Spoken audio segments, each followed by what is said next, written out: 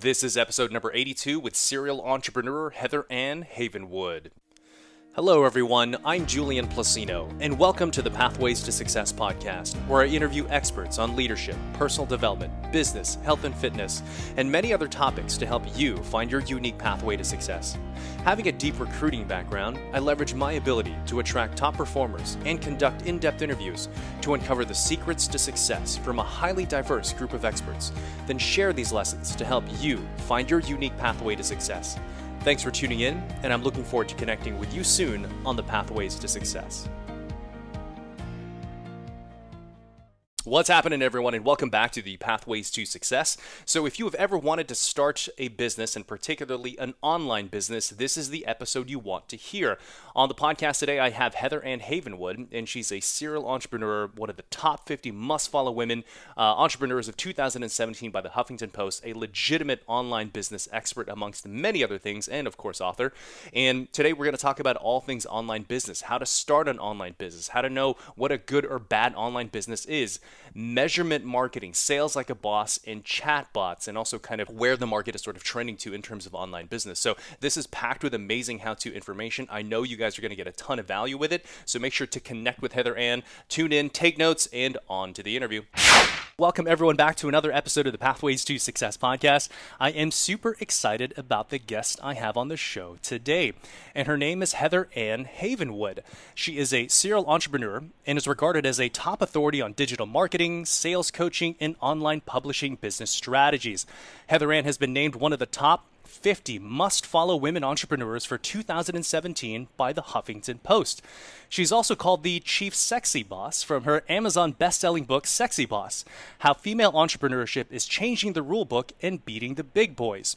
Because of her excellence in the industry, others have also referred to her as an icon creator or the wizard behind the curtain.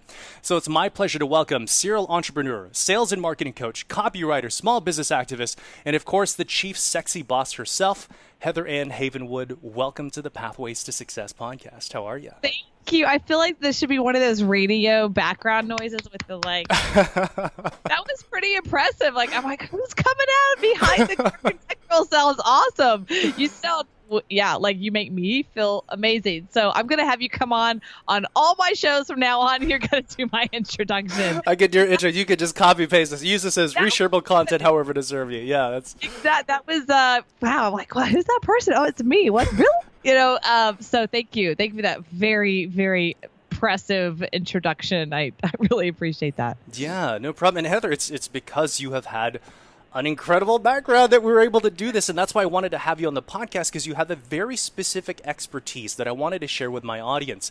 I have a lot of folks who want to start a business but don't necessarily know how to get started, and your expertise is online business, and that's what I wanted to make the show about. Is that cool?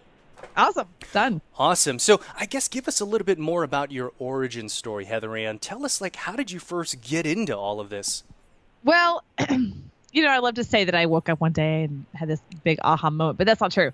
I kind of started like most people in corporate world. I was told, go get a degree and go work for a company and you make them money and they give you money and that's it. I mean, that's kind of what I was told to do at a very young age. So I did that. I actually worked in outside sales, business to business sales when I was 22, 23, 24. Now, the only piece of that that's really unique is that when I went to the interview, I was 23, 24. I hadn't finished my degree yet. I was actually in school at night. And I said, I want to be in sales. I knew that if I wanted to do anything in life and I was going to be able to make money, it had to be in sales. It's like, that's kind of, I've been listening to Zig Ziglar for a long time. So I knew that. And I went to the interview and I'm young, right? And the guy kind of giggled like, oh, that's so cute. Your sales. You're okay. Customer service. Like they wanted to put me in a little customer service behind the desk kind of thing. And I said, no, I want to be in sales. And I kind of had this like, no, I want sales. And he still giggled. That's so cute. Because the outside sales team at the time were men over 40, like that's. And he just kind of giggled. And I said, no, I'm not leaving until I get this job. And so he goes, okay. So he made a bet against me. I know to this day, he made like a bet in the office against me. Wow. So he got it approved by his boss. And they literally threw me this desk. It was empty. And they said, here's your business cards. Here's your quota. Here's your yellow pages. Go. And they didn't give me any training because they thought I was going to fail. Interestingly enough, I didn't. I was actually there for 4 years, and in an outside sales environment where it's a churn and burn thing. That's actually a long time. I was senior, and I actually ended up being number one in the entire country, beating every single salesperson in the country, not just Wow. like office, but I was beating people in LA, New York, and San Francisco, and all these places in Dallas. And I was only at that time now 25, 26. And I thought, wow, I've made it. Look at that. Like I've hit all these numbers, and I'm like the cream of the top, and I'm working for this big company. I only have a future. I was like, God, this is great. They're gonna lift me up, and I'm gonna be a manager or something. I don't know. That's where I had my head. And then I get fired. Oh man. And I got fired about a month, 3 or 4 weeks. I think they gave me 4 weeks after I got what I call the pat on the head, the congratulations and pat on the head, and the stupid thing you put on the desk that looks all, silvery and stuff like that thing. I got that, hoping to get like a Cadillac. I didn't get a Cadillac. So here's the point. The point is I got fired, and it really threw me, right? So it really threw me. And there's a lesson here that it threw me because there's a particular path I thought that was going to go down. And once I got fired, and by the way, the firing wasn't because it was, if I had to put it in one word now, as I was older, looking back, I didn't do well politically in office politics. Like I didn't like go around kissing my manager's butt and kissing everyone's butt. Yeah. I was just like selling, right? Right. So I didn't understand this whole word called political internal politics. Like Sure. I didn't get that world. Right. So that's what happened. Right.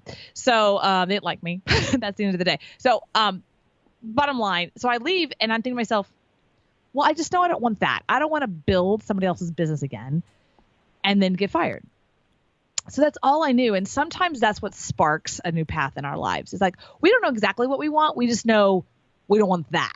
Right. Uh-huh. And that's what happened. And so I'm sitting there, took about 6 months off, just kind of figuring it out. And all my friends are like, just go get another sales job. And I'm like, no. And then here it was. Here's the moment. And the moment was I was sitting there with my friend who just got married, and her husband's like clicking back and forth on a Sunday, and it stops in this infomercial. And the infomercial was like, do you want to control your life? Do you want to make money? That's all I had. Like, that's all I had to hear, right? Sure. Yes, done. And they're like, come to this seminar tomorrow at 1:00. And I'm like, oh my God, I'm going. So I go. There's a point to the story, and you're like, this is a long story, but there's a lot of juice here. So I go and I sit in this seat.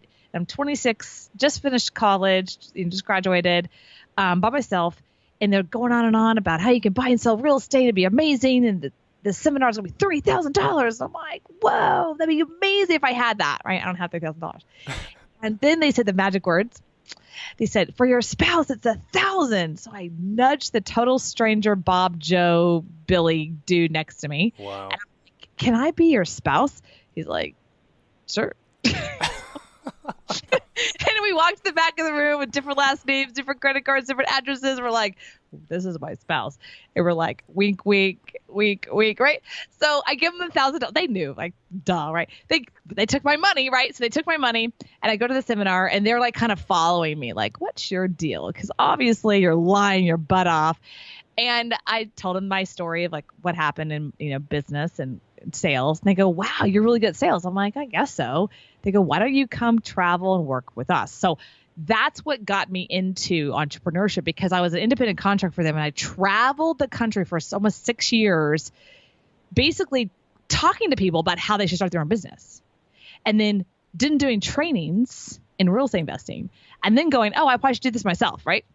So that's kind of how it all started. So I started surrounding myself with everyone around me. Ever since that moment, everyone around me is an entrepreneur. It has never stopped. And then I got into digital marketing, and on it goes, right? So that's kind of was the spark in how I got into this whole world. That was in 2001. That's an awesome story. So you came there to participate in the training, and then they sort of offered you a gig as a result of kind of that interview. They did. And here's the cool thing about it. It's like, as an entrepreneur, did I lie? Yes. I mean, but it was obvious. Entrepreneurs will hustle. Entrepreneurs will do whatever it takes. Now, did I lie? Yeah, but it wasn't like, it was like hint. I mean, come on, you're going to take my money, right? Because they were all getting commission. They knew. They're like, yeah, whatever. Right. So they knew that if they said, no, you have to be like, not give us your marriage license, they didn't care. Right. So they were watching me. And so when I went to the 3-day seminar, which was the next week, the speaker was like, kind of like, what's your dealio? Like something different about you, Yeah. And what I love about that story is that, now, I didn't know this at the time, but entrepreneurs are attracted to other entrepreneurs, and we seek each other out. We know who we are. I believe that. We hang out together, as we go to seminars together, as we go to dinner together. I just had a breakfast meeting with another entrepreneur. Like, we get each other. And even if you meet somebody that they don't even know yet they're an entrepreneur, we know they are, and they're just in that growth stage. So I think he saw that in me. They all did. And I actually ended up traveling with that team. That team that I met that day was the team I started traveling with around the country. And it was me and 4 guys for like years. Wow. Crazy, right? That's pretty awesome. Now, have you done anything sort of entrepreneurial before this, or no? No. I mean, no. I mean, no. So in a corporate America, I was in sales, and you kind of in that specific environment outside sales, you really were building your own company. I mean, they gave you the product, and they gave you how much you're going to make. But other than that, they were like, market yourself, right? And here's the entrepreneur thing I did in that company that they hated, but it was brilliant, and it was my first funnel. Oh. This is 1999, so I'm going to take you back a little bit, all right? This is when email was happening, but now it was like only big companies had it. Like, we had it because we're a big company, SBC Global, and there's this one client I had. It's called Lockheed Martin. I've heard of that. It's huge. Yeah. So they had email, right? And email. This is back in the day when you CC people, you CC like 50,000 people. For these days. So it actually read your email. Like, oh my God, I got an email. Wow, what's that? Right. Those were those days. And I got this client. They gave me Lockheed Martin because it was called a dead client. They're like, oh, we're going to give it to Heather because it's really bad. That they didn't like me. So they give me that, because I call the crap clients. Yeah. So they gave me the crap client, but it was this huge company. It was a client that was huge, but to them, it was a lot of managerial. We don't make money on managing, right? So what I'm great about, though, I'm really great at turning those kinds of clients right. So I go in there. Here's what I did. Here's the funnel. It was brilliant. Now, I got punished for this. And this is so critical because entrepreneurs inside of a company get punished all the time for being creative. But this is what actually had me be number 1 in the country and what got me fired at the same time. So here I am, this big company. They just gave me this account. To them was a managing nightmare.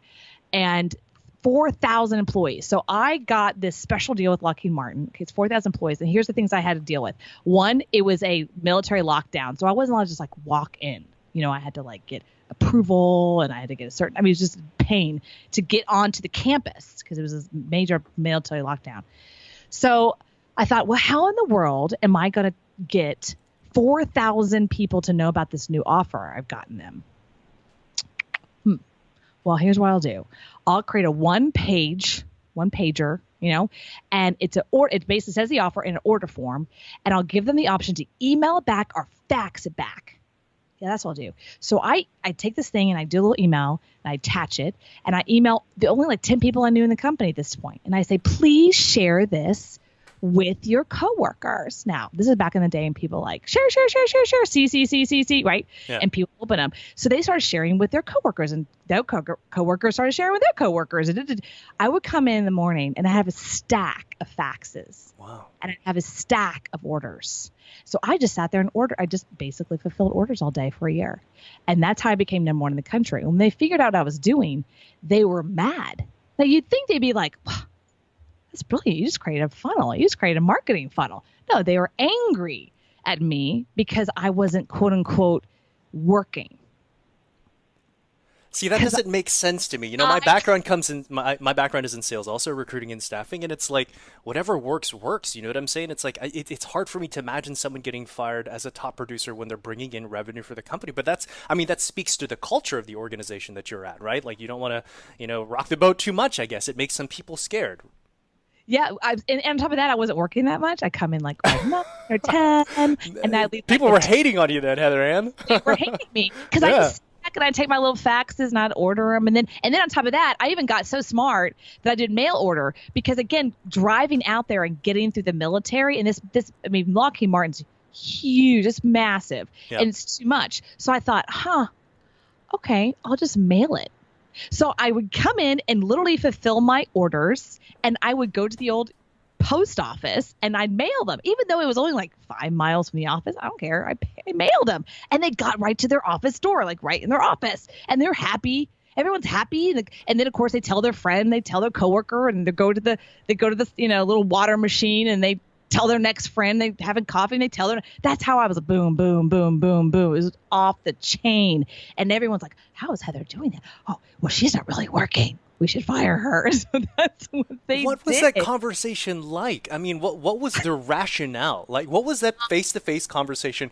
Heather Ann, this is why we're going to let you go. Well, they said, they just sit down with me. Mm-hmm. And they said the whole we're not really approving of this. I go, why? You gave me a client that was horrible. I turned it around. I've made all this money for you. I don't see the problem. And they're like, well, you're not working. Like, what do you mean? I've created this whole funnel and system so that just orders come in. Like, well, that's a problem. Well, what? And they go, well, you need to be out there in front of the customer. And I'm like, well, I am. I call them. I'll call every single one of them. Hello, here, I got your order. It's going to be, well, you need to be in front of them. Okay.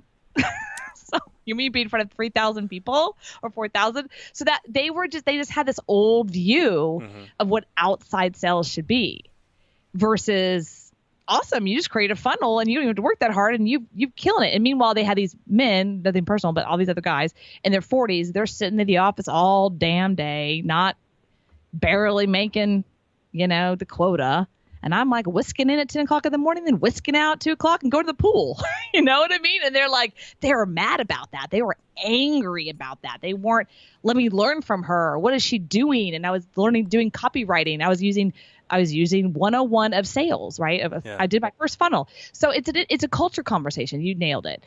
It was early. It was 99, 2000. So it was a culture conversation. And it's like, if you need to be successful in this way, and I didn't have anyone in my life at the time to say, hey, Heather, like if it was me telling the younger me, I'd be like, hey, Heather, you're just way smarter than them. And you create a funnel and you're just flipping smart. And they're like mad. But instead, I got shamed politically. I got shamed socially. My coworkers would talk to me. I thought something was wrong with me. It really messed me up for a while until I started traveling and started to learn this thing called funnels and marketing and sales strategies. And I'm like, oh, this is normal. Like, yeah, this is called business, so, but everyone around me was like, oh, we'll just go work for another company. So that's why masterminds and being around other entrepreneurs, I'm like an advocate for, because if you are in a particular environment, it'll breed that particular environment. And if you are different at any level, they will shame you for that. Yeah. It's not because they hate you, it's that they have to keep you in that particular environment, So when I hear people go, well, I'm in a corporate environment, I really want to be an entrepreneur. I'm like, don't talk to me about that. I'd say just jump damn ship, because you can't be inside an environment of that and literally change your mindset. That's like saying, I want to be in the ocean and you're sitting in a swimming pool 20 miles inland. Mm-hmm. You got to get out of the pool. You got to go to the ocean. You can't be in both. You can't do it, because the mindset is so different. Yeah, no, I believe it. That's the whole, you're kind of the average of the 5 people that you hang around most. And if you change the people that you're around, it changes you as well. Because these entrepreneurial ideas, it's almost like the price you have to pay to be an entrepreneur. If you're coming from the corporate world, you're sort of forced to think differently, and that scares the people around you, right? But when you bring those sets of ideas to people who've kind of been there and done that, they're like, yeah, that makes sense. You should have gotten fired. This is supposed to happen, right? Yeah. When I tell the story of entrepreneurs, they're like, oh yeah, of course that makes sense, right? You tell that. I've told that a few stories too. What I call people come from old school, and they just like, you must have done something bad. I'm like, no, no, I didn't. I made them a lot of money, and they got mad about that. I mean, I don't know what else to tell you. I know that sounds so counterintuitive, and it is counterintuitive. It took me a while to get it. I had to have this conversation with somebody. I remember back then I was like on the phone in tears, right? Because my view of the world was, like I said, I started off, work for a big company, you make them money, they give you a little, we're all happy. Like I was told that my whole life. So when all of a sudden I'm doing this properly and then they fire me for it, my brain is like, I must be a horrible person, right? So after you've been told that for so long, so it's kind of like when someone's like, oh, all you need to do is get married when you're 21 and have babies, everything will be perfect. All of a sudden they find themselves divorced when they're 30 and they just feel like this complete failure. I mean, it's the same kind of thing. Yeah. It's like there's a fantasy we have of how life's supposed to look. And here it was in breakdown. What I realize is that I'm really an entrepreneur, and that's just like who I am. So but that's how I got started. Now I've been bumpy road. It hasn't been like all one beautiful experience since then. Yeah. But that's how I got started. Yeah, I mean, the only thing that makes sense to me in looking at that is that you must have like maybe violated someone's ego who was part of the establishment, because you were making their top performers look bad in such a different way. And also you were a female, and you mentioned they were mostly dudes, right? So I mean, that kind of makes sense. This is SBC Global. This is a large old school telecommunications company. Okay. Yes, my boss was a woman, but let's just break that down. She was like 20 years older than me, only one level above me, and about 80 pounds heavier than me.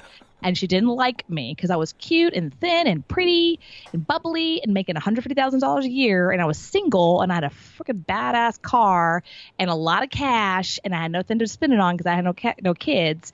And then everyone around me was 40, 45 with a big mortgage and a wife and children. I didn't fit the mold. And so when I'm now breaking, not only that, then I'm not working that much and I'm breaking all the records. They're like, no, you don't fit with us. Right? Yeah. So who cares about the company? Who cares you're making them money? We're firing you. And that's what they did. Yeah. I mean, if you look at that, and there's a lot of social there, there's a lot of political there, but there's also like, you don't fit our mold thing, and I know people like, well, that's not true. It's money trumps everything. That doesn't. Not in that kind of environment, because I was making them look bad. I was making these 45-year-old guys sitting back. I remember this one guy's a big old belly, sit back in his chair. He's like, what are you doing down there, Heather? I just don't see what you're doing. Yeah. What do you mean? You Lockheed Martin dead account. How you getting all that out there? Why don't you tell me? I mean, seriously, that's what he said. That's how he talked to me. I'm like, she's like, why don't we go have a beer? I'm like, why would I tell you my secrets? What? Why would I do that? Like, you gonna give me money? Why would I do that? We've been friends. We're not friends. You like spit stuff on me all the time, and you like smell like beer. Like, so I mean, there's an environment that you have to fit in to be successful too. It's not just numbers. It's an environment. It's a look. It's a feel. And this happens too in millennial world. I mean, if I right now went to Google and started working for Google, I don't know if I'd fit in there either right now. I mean, right? Yeah. I don't know if I'd fit in because there's a particular feel there right now, how you look and feel and talk and communicate and the age, there's that. So I'm not saying it's wrong. I'm just saying that you have to be aware of that. Yeah. And in entrepreneurial land, that's why I like it. I don't care how old you are. I don't care what you look like. I don't care if you're transgender. I don't care. I don't care. I don't care. That's great. What kind of ideas you got? Let's talk about that. There is a different view when you come from that entrepreneurial world. We don't care about the other part. Yeah, results is the name of the game, not processes, not dogma or anything like that. So I think if there's a couple things actually I'm learning from this part of your story, which is really important, is like someone listening right now, maybe they're a top performer right now that was in your situation and they're feeling like they're getting a lot of heat or flack. Well, you might be an entrepreneur you know what I'm saying? And also this idea of surrounding yourself with like-minded folks and the whole crabs in a bucket thing as well, right? Find people who value the same kinds of ideas and you will grow that way, right? Yeah, absolutely. I mean, that's a really key one, especially with sales people who've come from me. I have a coaching company, right? And I work with clients, and I work with clients all the time that are entrepreneurs and that they're always looking to grow. I mean, that's who I work with. I work with a Hollywood producer. I work with a bridal company that's just huge around the world. I work with some really talented entrepreneurs, and the thing that they're constantly having to break through, which is their employees or people that work for them are not like them, right? And they can't, they need to have someone they can talk to that's like them, who is an entrepreneur. A number one mistake or a mistake that entrepreneurs make is they think that the people that they hire are like them, right? And so they can share with them and ask them ideas. Well, that's the worst place to do that. You keep that to yourself. You're the boss, and then you surround yourself. You get in a mastermind. You get an entrepreneurial coach. You get someone that you can really speak to that can help you. They can really speak to you in that entrepreneurial mindset, not an employee mindset. Right. It's a really critical piece. So Heather Ann, so the part of the story you were doing the training company, like how did you the real estate training? How did you go from that to starting an information marketing publishing company? So when you're in, so taking you back to 2001, here I am traveling the country and doing these seminars, which is by the way, the information marketing company, marketing business. I was in this seminar industry, and the seminar industry back then is the original information marketing, right? So Zig Ziglar and Joe Sugarman, and this back in the day, we didn't have webinars. Okay, you had to get in a car, and you had to drive, and you had to park, and then you had to go to a hotel. And you had to listen to a presentation. You had to take notes. Okay, that was called information marketing back then. We did seminars, and then we'd do trainings, workshops, and again, you'd go back to the hotel, right? So, and then in the back of the room, you'd have books and tapes and binders and CDs, like that. So that's the information marketing business. So that's how I learned. And then around 2005 and 6, I started having these speakers say, hey, you really know your stuff. You know how to do events and seminars and workshops. And I started training speakers from the front of the room. How do you sell from the front of the room? Basically, AKA how do you do a webinar, right? But how do you do a 90-minute presentation in front of an audience, not staring at the screen? How you do that, right? So I taught them. I was training. And then I had a guy approach me and go, hey, why don't we start an information marketing company? I have no clue what I'm doing. I know the content. I was like, he knew real estate investing really well. He was very good at that. I said, great, I know information marketing because they're separate. And he goes, great, let's team up. So we did. And we went from $0 to $1 million in 1 year. So my job was, creating the product, getting the binders and all that handled. And the product was how to sell? No, at the time, the product was real estate investing. Real estate investing. Got it. Okay. He taught how to buy and sell houses, right? How to make money in real estate investing. That was the product. And then I did all the content creation, the JV connections, getting him on stages.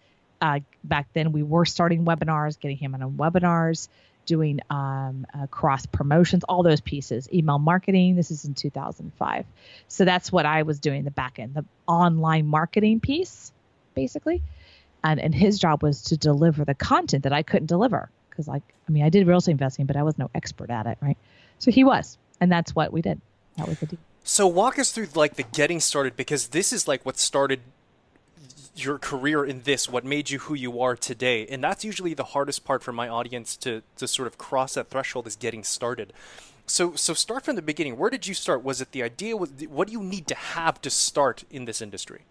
Okay, so let's define that. What's this industry for you? What do you mean by that? Well, we're talking about online business, right? Okay, online business. Okay, so yeah. Mm-hmm. Okay, so online is not information marketing, or is that included in this business? I guess help us kind of create these definitions and what actually works. It's very distinct, right? So clients come to me all the time and they're like, I want to get more clients. And I'm like looking at their product, and their one product is they are a production company. That's a product. You have to get clear on a couple things. What is your company? What is your product? Is your product an online course? Is it one client, she creates weddings, the wedding consultant. The product is the wedding, is the day, the moment. Her product is that 5 hours. Okay. What exactly is the deliverable? And that's really hard for entrepreneurs, because most companies start because they're creators. Like, for instance, the wedding planner, she's this big time wedding planner, like massive, like people from New York and, big money. And she's good because she's a creative, and most entrepreneurs are creators. They're artists. Like the production guy in Hollywood, at the end of the day, he's a creator. Mm-hmm. He's an artist, and that's challenging, because when we're creating, we're an artist in some level. Okay, we're literally downloading or doing our thing. We're not thinking, this is our product, this is our baby, now we got to sell it. That's what gets weird. And so what I have to break down for people is, what is the product? And no matter what the product is, how are you going to deliver that online? So like with the first company in 2005 and 6, what he was having a problem with is, he's buying and selling houses and he could teach some people, but like, how do you deliver education in such a way that people buy it and then consume it and then buy more? That's the breakdown. That's why I help people do. And so when you're listening, when you're thinking, what's not enough is, I want to start a business online. Well, okay. Online is a medium. It's not a destination. It's a medium. So it's a leverageability tool to deliver products and potential services. So you've got to get clear first on what's the product, what's the service I'm selling, and then how am I going to use the medium called online to deliver it. Got it.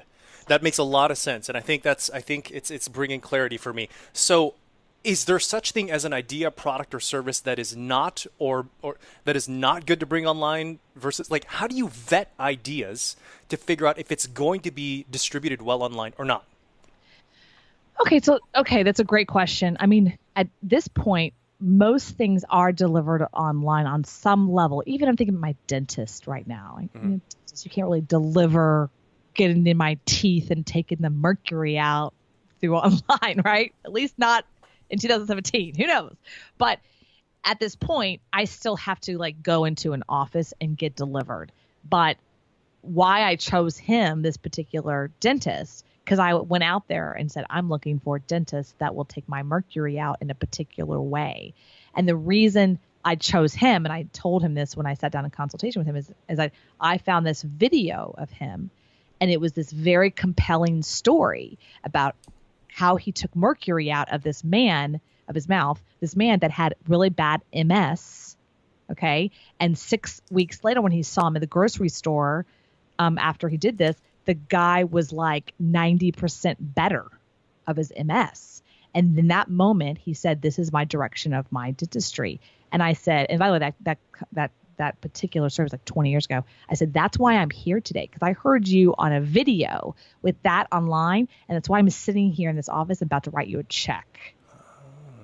See what I'm saying? So the delivery of this story of how and why he actually chose a whole new path in his dentistry and for his world, going against the AMA or the ADA, going against this huge force, and why he's doing that is very compelling to me as a person. And I wrote him a check. See, that is a deliverable that I could never get from a Yellow Pages back then, right? But I can get that from an online experience. But I still have to go to his office to get the service. Got it. Love it. Love it. Let's say someone's starting from scratch. Let's say they have a kind of an information-related product, whether it's, a service or a course or whatnot. Is there a way to test the viability of this idea before you launch all out business? Yeah, absolutely. Is someone else selling it? What's that? Is someone else selling it? Is one other person selling it and making money? If the answer is no, I would say don't do it. Interesting. Look, Steve Jobs is amazing, and he gave us the iPad and iPhone, and we had no idea we wanted it. That's awesome. Mark Zuckerberg gave us Facebook. We had no idea we wanted it, and that's awesome. However, those are anomalies. Those are called lotteries. Those aren't time-tested principles that I would say go in that direction because it'll actually work. Interesting. Even the new things that are happening with software like that. There's an HR software, and there's all these cool softwares. We still want HR. We still need HR. There's old school companies. They're just packaging it differently, right? There's all kinds of new companies out there right now, all kinds of cool stuff, right? Financial services are really going towards millennials, all they're doing is repackaging financial services. They're making it more sexier and more simpler and more appealing, sure. But what are they selling? Financial services. Are there other companies that are making money in financial services? Yes. So let's say this. Let's say you do your research and people are definitely selling it. Now you want to see if your product or service is going to sell. Do you recommend sort of testing it with your packaging first? Like I know some people do like Facebook advertising just to see people will opt in. Is that something you recommend or no? Yeah, that's a media buy. I would never go media buy first. Yes, that's a way to test it. Absolutely. But when you're media buying is you're basically writing your own check, right, for a potential opt-in. I wouldn't say that's the best way. So like the company from $0 to $1 million, we never wrote a check for media. We weren't even there yet the first year. What I did is I said, who already has our customer? And so we went to other people that have lists in the real estate space. And I said, hey, I'd like to do a JV with you. I want to give you money if anybody on your list buys. I would start there. There's Interesting. all kinds of lists and blog lists and this kinds of lists, all kinds of, I mean, there's just, I mean, nowadays there's like a lot. How do You you just, research that? Where do you find those? you just Google like whoever's, I mean, if you're doing a dog product, Uh-huh.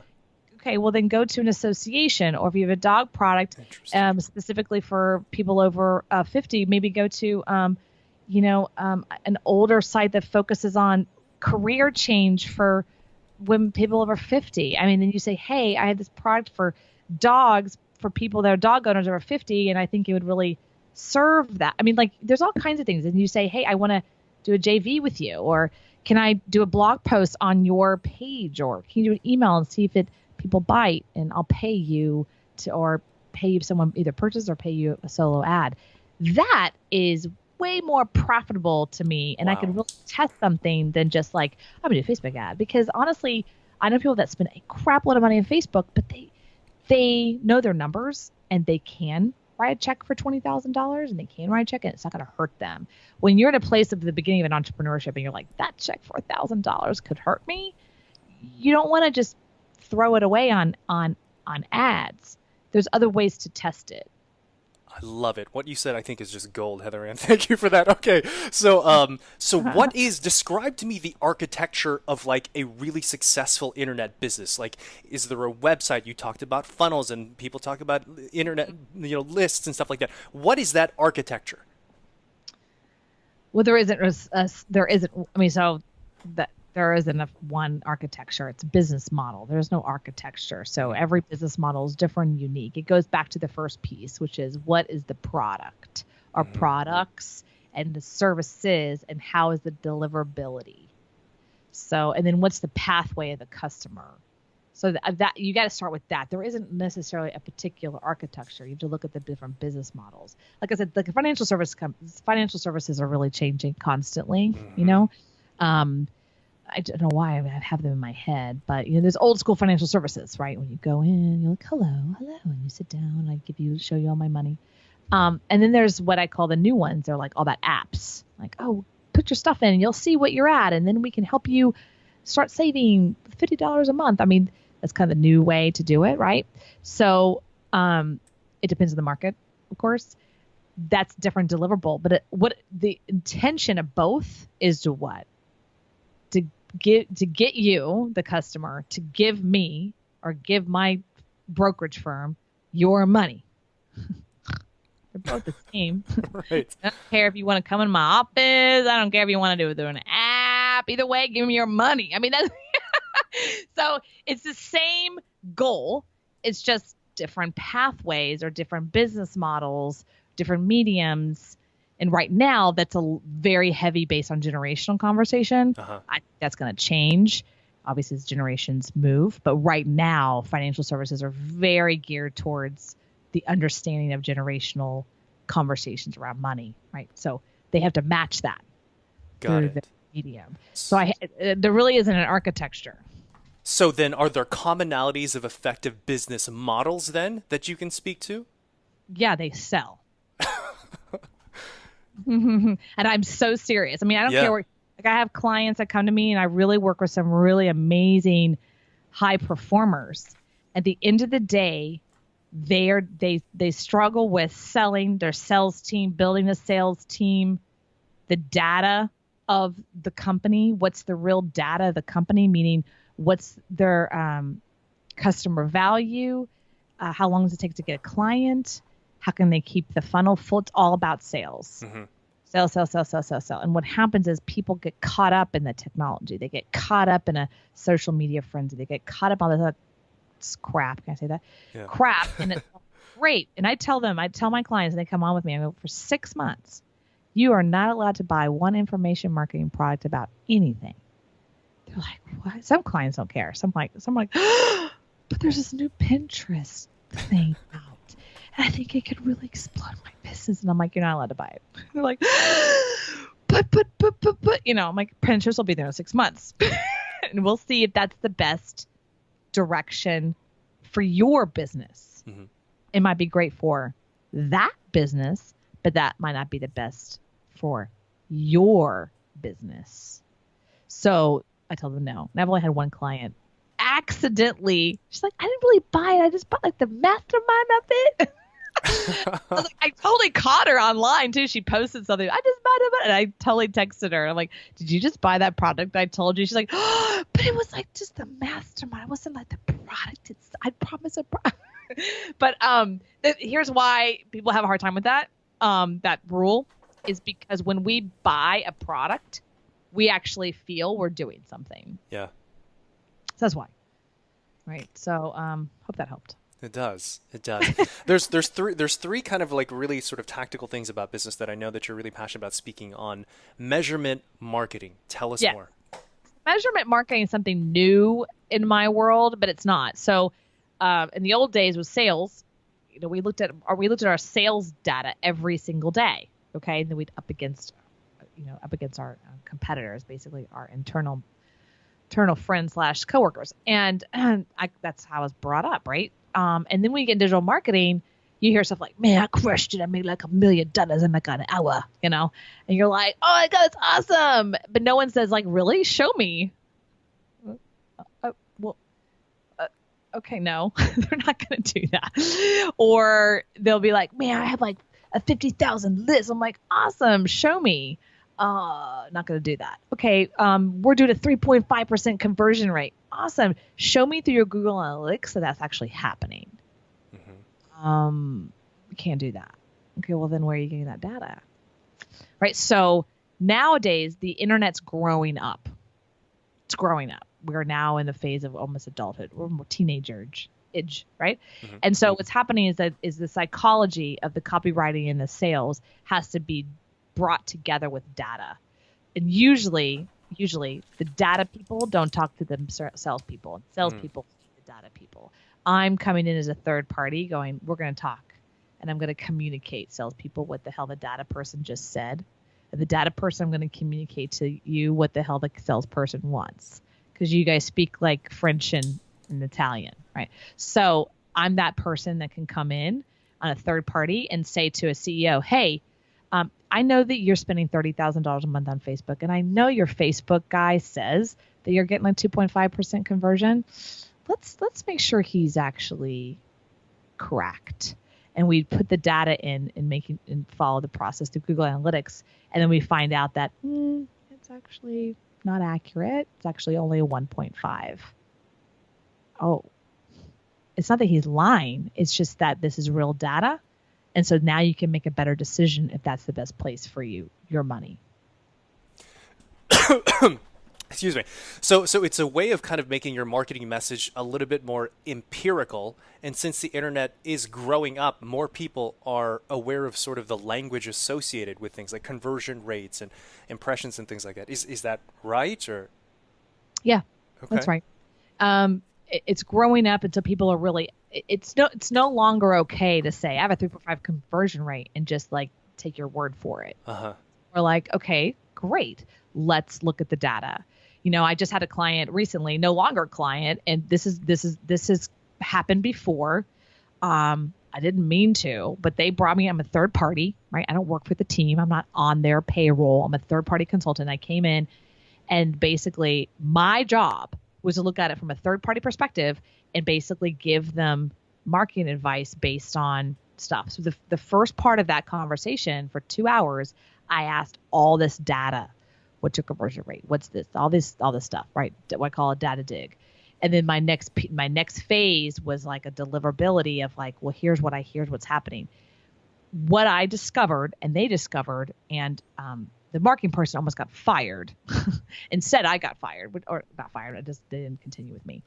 I made her look really bad. She didn't know crap.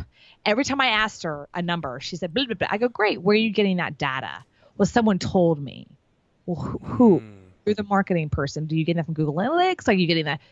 Well, the industry. Okay. Who's the industry? What?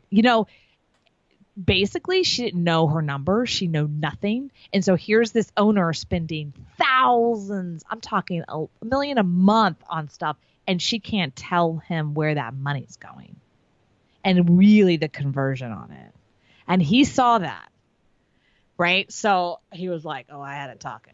You know what I mean? So and this is a company that's been around a long time. It's a financial service company. They're spending real money. It's called $1 million. I mean, real money. And he feels it every month. He feels that check. She doesn't. She doesn't feel that. She just takes her whatever $50,000 a year and goes home every night, sleeps at night. So when I was bringing out, because he was like, "Why are we not making any money? I'm spending $1 million a month. We're not."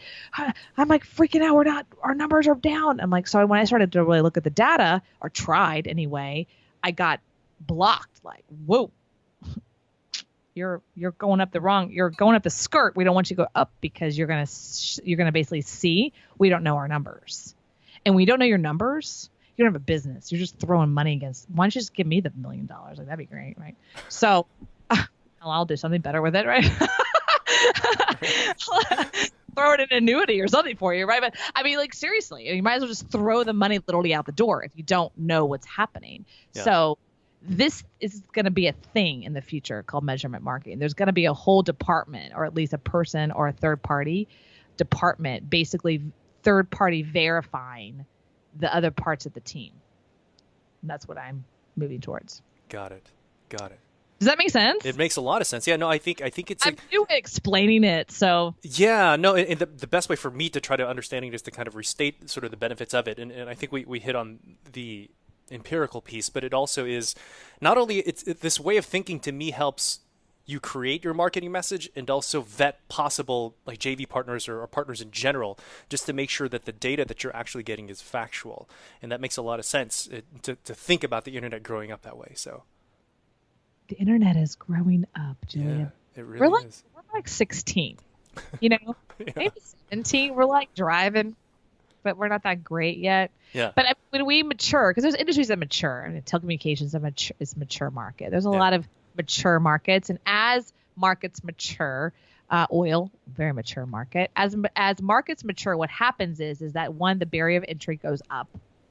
Number one. Number two, data becomes more important. People make decisions based on data versus feeling. And right now, I would say the last decade, everything's based on feeling. Like, oh man, you gotta check out Julian's offer, man. It's crushing it. It's like 3,500% increase in conversion ratio of a 5. You're like, what? What are you talking about? Like, so there's a lot of numbers get thrown out without any validity. In the future, it's going to be like, here's our conversion, here's our real customer value number, and here's like the data that actually proves that. You know what I mean? So, and marketing CMOs are going to be in a position, they have to be, that no longer they say, hey, CEO, I need you to spend $30,000 or $80,000 a month on Facebook ads. Mm-hmm. Without any kind of validity within 30, 60 days that it's actually working. Right now, they're just like, yeah, man, it's working. We're like getting opt-ins. It's like making money. So they're no longer can that be happening. And it's got to be like some kind of validity. Like this is going to be a real ROI. And that's slowly what's happening. It happens more right now with big companies because they can throw money out, like, oh, let's just do it. But that doesn't mean that companies are talking. The ones that I focus on are what I call the mom and pop internet marketing, which is between $500 to $1.52 million in sales. Mm-hmm. When you're at that level, and it's like you and maybe like 2 or 3 other team members, developer, a web dude, SEO guy. When you're sitting there writing a check for $30,000, and you have a wife, and the wife is like, yo, like $30,000 to Facebook. Like I could use some of that cash. What? Are you sure, honey? Like, right. I would like to go to Cancun. Like, yeah, but we gotta like go to the business. But like, that's a lot of money. Is it really working, honey? And he's like, I think so. I don't know. So that's when you feel it. Very different, like than just the dude who's working for Dell or something. He doesn't feel that, So. I can just hear the wife like, whoa, that's a lot of shoes. Food trip. So. Gotcha. Okay. So the second piece, Heather Ann, is sales like a boss. What should our listeners take away from that idea? Sell. Just sell. Like learn to sell. And learn to share your personal story of why you started the business. Mm-hmm. Also start to look at your product or service less that is an extension of you and more of a product and service. Less as an extension of you and more like a product or service? Yeah. Mm-hmm. Explain that a little bit, because I know some people I know of at least are going the other direction, trying to make it really personal as an extension of themselves. No. Okay, great. So, let me say it this way. So when I was SBC Global, or for you, I'm sure it's a lot easier for salespeople to sell a product or service, right? That they might believe in, like they like it, like it's cool, they like it, they believe in the results. But the moment it becomes them, like they're trying to sell themselves or sell an extension of them, that's where people get all weird. Talk to any artist who creates paintings. You're like, well, have him try to sell that piece. And this is like part of him. And this was a moment he was going through his massive pain and a love relationship. And it's hard for him to sell the piece. Mm-hmm. If he just looked at it as a product and service and something he created and want to call undetach himself, he'd be able to sell it versus such an extension of him, because then you take a personal. You're right. Like, what do you mean no? Like, it's good. Like, look at that painting, man. Look at the red. I mean, you take it personal. When you really come from that, this is an extension of me, it's a bad place for an entrepreneur to stand from. It's really not a good position to stand from. It's like Dan Kennedy talks about it all the time too. Mm-hmm. He's like, I'm teaching you marketing. Yeah. It's me. Yeah. But this is a product and service. Got it. Okay. So like if all the me, I'll just move on. What's that? If he says no, if you say no to me, I don't care. I move on. It's not personal to me. You're not saying no to me. You're saying no to the information. Right. That's fine. And I tell my clients, stop. That's the one thing I coach them on, to pull it away from them. And when they start doing that, guess what happens? They start making more money. They start making way more money because they stop being so attached to the product. And then I can sell it. Because I can sell you a cup of coffee all day. I mean, come to Texas. It's 100 degrees, and I will sell you ice. I will sell you ice, right? Let me tell you how amazing this ice is. It feels so good on the back. It's going to be, right? I will sell it to you because it's not something I created. So you are a coach. You help people grow their businesses and sell more things. If there is one commonality of a piece of advice that you've given to people to actually help them create that result, like what would that be, Heather Ann? Number one thing I would say is a statement it's a question I ask myself, and I tell all my clients to ask themselves this question all the time on a lot of different aspects, which is, does this feed my confusion or strengthen my clarity? Does this feed my confusion or strengthen my clarity? And you're referring to the product or service? Doesn't matter. Doesn't matter. I want to start this new business. Does it feed your confusion or strengthen your clarity? I want to be on the podcast with Julian. Does it feed my confusion or strengthen my clarity? I want to hire that new Facebook guy. Does it feed your confusion or strengthen your clarity? And when we have clarity, we have power. When we have power, we have momentum. And we have momentum is when we can make money. When we're sitting there in confusion, just spinning in our areas of our personal lives, business lives, doesn't matter. In our head, we're not making money. We're not moving. We're just spinning. So before I do anything, I always ask myself that question. Does it feed my confusion or strengthen my clarity? Interesting. That is a great filtering question. Right. So being on the show, I ask myself that question. It feeds clarity for me because I add value to you. And when I add value and I can be clear on that value, that adds clarity to my life. And therefore, it's a win-win for me and everyone around me. If when I'm confused, I'm just spinning. I'm like, I don't know. I don't know. I'm at loss of power. I'm not doing anything for anybody. I'm not helping anyone.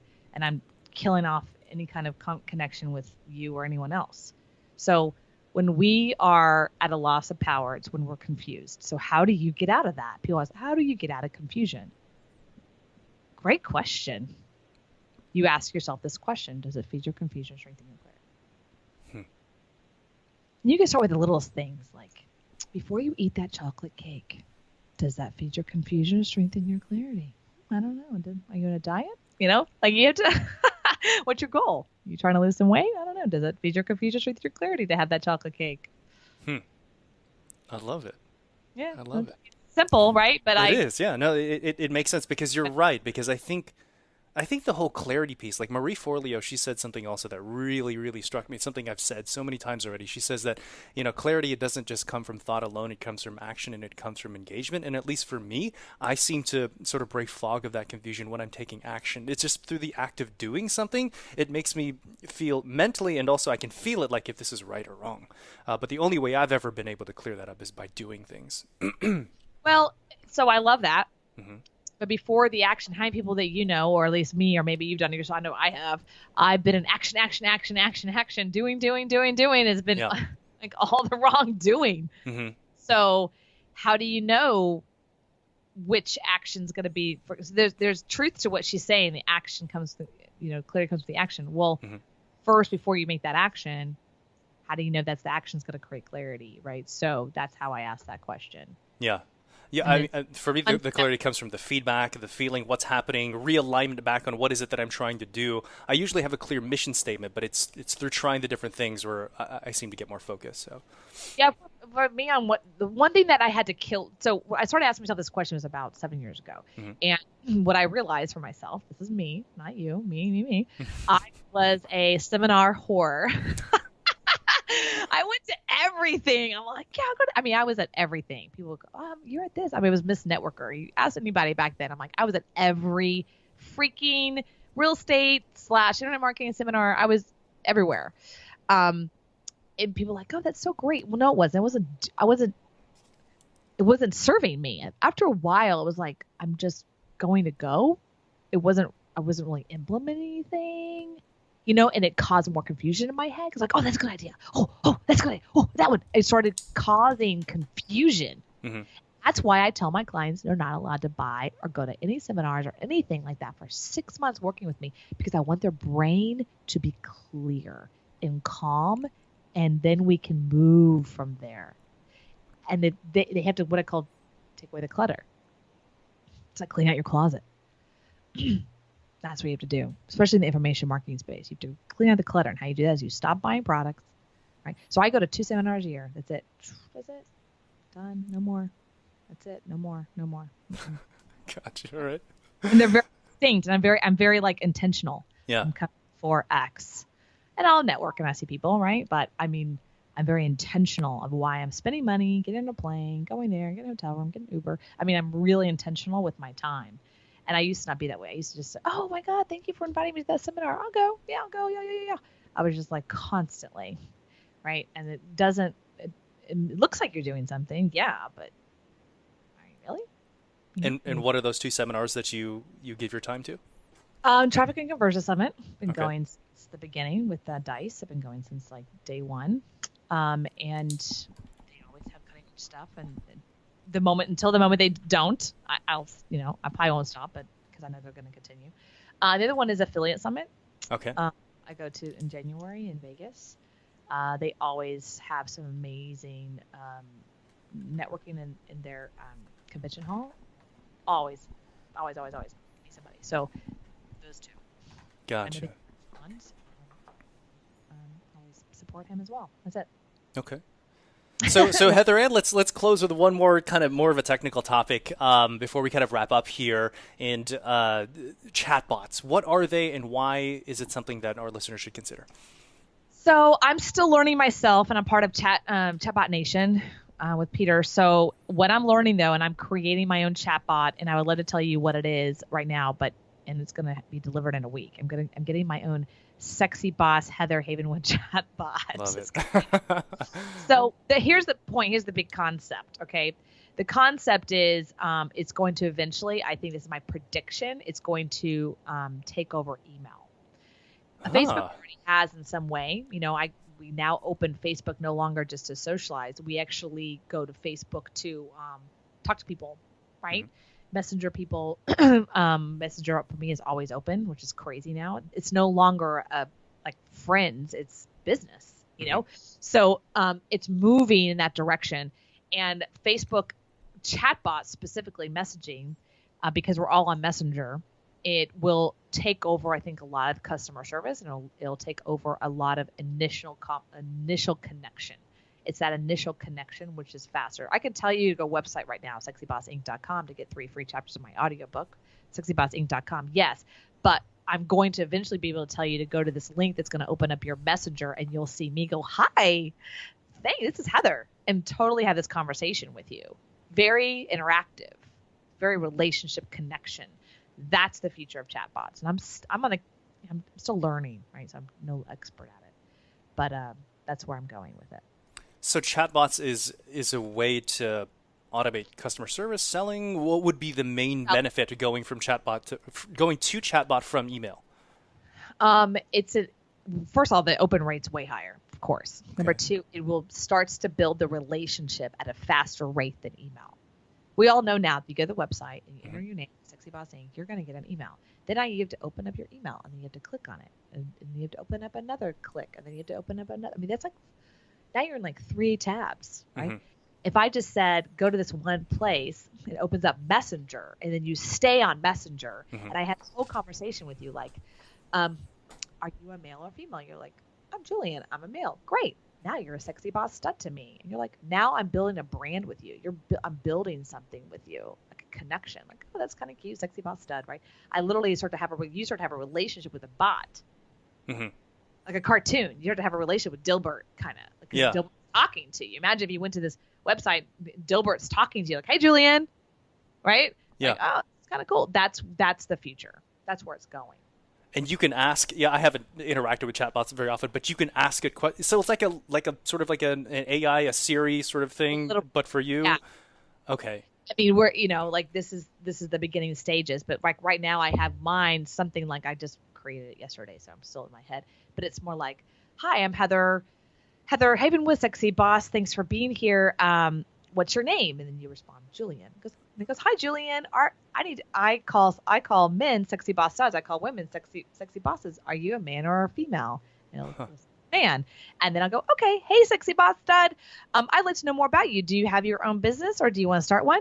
And then you answer. And then I take you down a path. And I'll take you down like only about 4 or 5 inches deep, not far. And at the end of it, you get like, well, here's my free book or something like that. Interesting. I have your name. Forget email. I can direct message you, which is way better. Faster. You're a man. Yeah. Right? And then I can, based on your data and Facebook, I can tell you how old you are and where you live. Psh. Hello. I mean, that's the future. Love it. Love it. Okay, there you go. I'm no expert. Like, I'm not sitting here as an expert. I'm still learning. I'm totally a learning bug here. But I would say watch and keep your eye out. And it's kind of the future. Gotcha. Okay. Well, Heather Ann, do you think there's anything else we need to talk about on the topic of online business before we kind of close out and plug all your stuff? Or no, this is great. I said a lot. Yeah, no, this is amazing. I literally have 7 pages of notes from this conversation. So thank you so much for all of the value that you have shared here, Heather Ann. So Heather Ann, how do people work with you directly, connect with you, follow you, buy your books? Tell us all that stuff. Yeah, so I'd love to work with you. If you're a company and either just getting started, or you have a company, you really want to grow it in your sales, marketing, and your systems, that's me. That's where I can really help you expand and really grow yourself and your team. I also work with teams. So where you do that is you go to coachwithheather.com, and all that is really my calendar. And you can get on and we can have a conversation, and love to see if I can expand and work with your team and really grow that. As far as a free gift, of course, if you're in the United States, you can text the word sexy to 72,000 and get 3 free chapters of my audiobook. If you are not in the United States, you can go to sexybossinc.com and get the same thing. That's just 3 free audio chapters of my audiobook, Sexy Boss. And I just have a new book out called Power Guesting. Power Guesting really, it's on Amazon, but Power Guesting is about doing this, being a guest on podcasts. And how do you do that? How do you share your personal story? And you can find that at heatherhavenwood.com/Amazon. Love it. Awesome. And we'll make sure to have all of this stuff here on the show notes as well. Heather Ann, this has been a true pleasure. I was so excited to interview you. You absolutely over-delivered on anything I was going to hopefully expect. So everyone else, make sure to connect with Heather Ann. We'll have all of her information linked in the show notes, and we'll see you next week on the next episode of the Pathways to Success.